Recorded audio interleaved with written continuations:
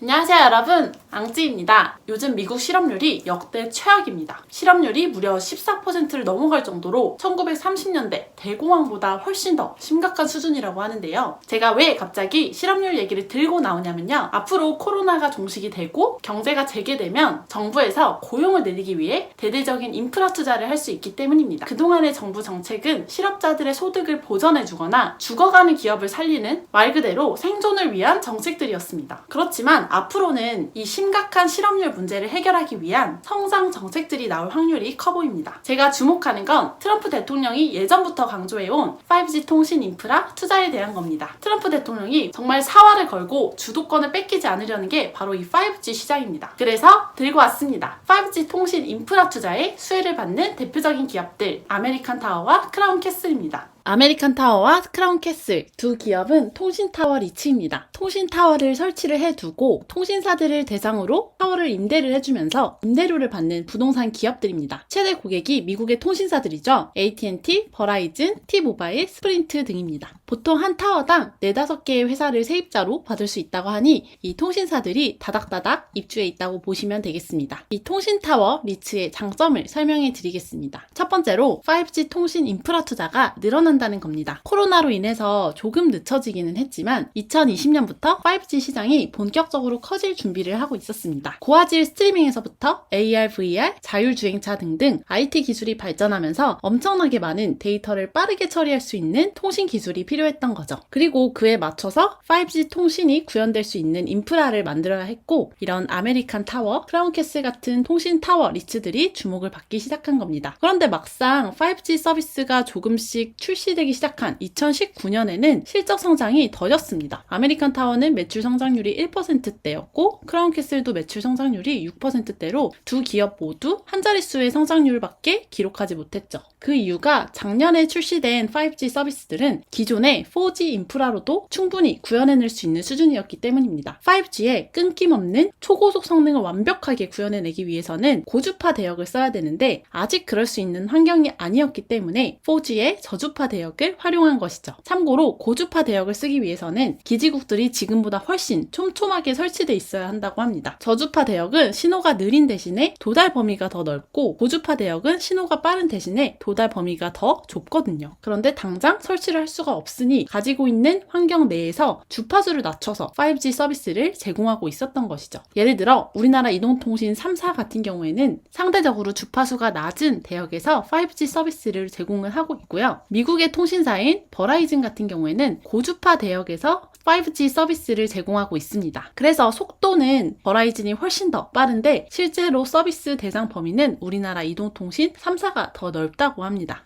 우리나라나 미국이나 진정한 5G 통신 서비스를 전 국민 대상으로 제공하기 위해서는 기지국을 좀 더 촘촘하게 설치를 해야 되는 겁니다. 그만큼 앞으로 통신타워에 대한 수요가 더 늘어나겠죠. 두 번째 장점은 수익의 안정성입니다. 이 리츠 회사들은 특징이 땅을 확보하고 타워를 설치하고 이들을 유지, 관리하는 데만 비용을 부담을 하고, 그 외에 이런 통신 장비나 케이블, 안테나 설치 등 타워 운영에 드는 비용은 모두 세입자들이 부담을 하고 있습니다. 덕분에 20-30%의 높은 영업 마진을 안정적으로 확보하고 있습니다. 그리고 임대 계약이 안정적입니다. 보통 5년, 10년 단위로 장기 계약을 하는데 그 갱신율도 거의 100%에 달한다고 합니다. 그 이유가 통신사들 입장에서도 자체적으로 타워를 설치해서 운영하는 것보다 렌탈해서 쓰는 게 훨씬 부담이 적기 때문입니다. 이렇게 땅을 사고 타워를 설치하면 돈 들고 부채 비율도 높아질 텐데 차라리 그 돈을 아껴서 네트워크 품질을 높이는 데 투자를 하는 게 더 효율적인 거죠. 실제로 현재 통신타워 리츠들이 들고 있는 이 타워 자산들이 원래는 AT&T, 버라이즌, T-모바일, 스프린트 등등 글로벌 통신사들이 들고 있던 자산들입니다. 그런데 통신사가 직접 설치를 하고 본인 혼자서 쓰게 되면 지금처럼 투자 수익률이 나오지 않기 때문에 아예 리츠 회사에 매각을 하고 임대하는 방식으로 전환을 한 겁니다. 이 표에 나와 있는 것처럼 세입자가 하나일 때는 3%의 수익률이 나오고 세입자가 둘일 때는 13%, 그리고 세입자가 셋일 때는 수익률이 24%까지 나온다고 합니다. 공간 효율 측면에서도 굳이 자체 운영을 할 이유가 없는 겁니다. 자, 그러면 대표적인 두 기업의 실적 정보를 알아보겠습니다. 우선 아메리칸 타워를 볼 건데요. 미국 내에 통신타워 점유율 26%로 1등 기업입니다. 2019년 기준으로 매출은 약 76억 달러로 우리나라 돈으로 9조 원 수준이고요. 영업이익은 26.8억 달러, 우리나라 돈으로 3.2조 원 수준입니다. 영업이익률은 무려 35%에 달할 정도로 상당히 고마진 사업을 영위를 하고 있습니다. 매출 비중을 보면요. 통신타워 임대가 98%를 차지할 정도로 임대료 수입이 대부분이라고 보시면 됩니다.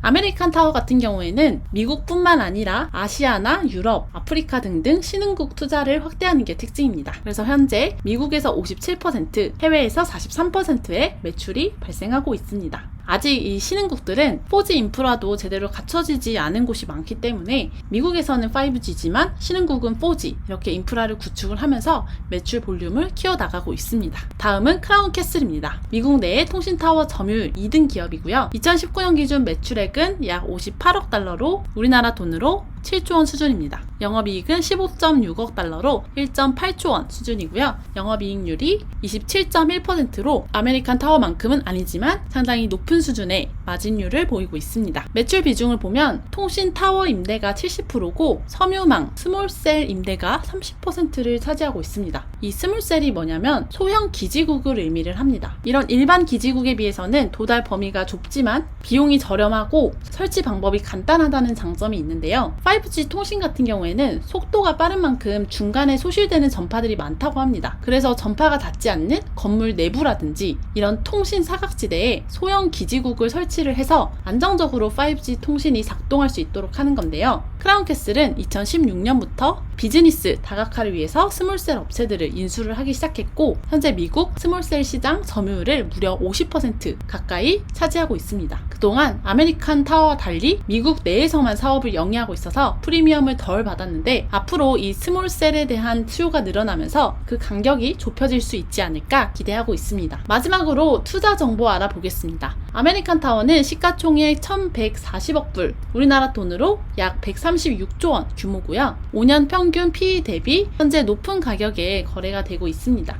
배당률은 1.7%고요. 5년 평균 대비 낮은 수준입니다. 배당 주기는 분기 배당으로 1월, 4월, 7월, 10월 총 4번에 나눠서 주고 있습니다. 배당 성장을 보면 좀 놀라운 게 보통은 1년 단위로 배당을 늘리는데 아메리칸 타워는 매 분기마다 배당을 늘리고 있습니다. 덕분에 배당 성장률이 최근 1년, 5년 평균 모두 20%를 넘어가는 상당히 빠르게 배당을 늘리는 배당 성장주라고 볼 수 있습니다. 배당 연속 성장은 약 7년 동안 지속을 해왔습니다. 다음은 크라운캐슬입니다. 시가총액은 710억 불, 우리나라 돈으로 약 85조 원 수준입니다. 아메리칸 타워와 마찬가지로 5년 평균 PE 대비 현재 높은 가격에 거래가 되고 있고요. 배당률은 2.79%, 5년 평균 3.85%에 비해서 낮은 수준입니다. 아메리칸 타워보다는 배당률이 높네요.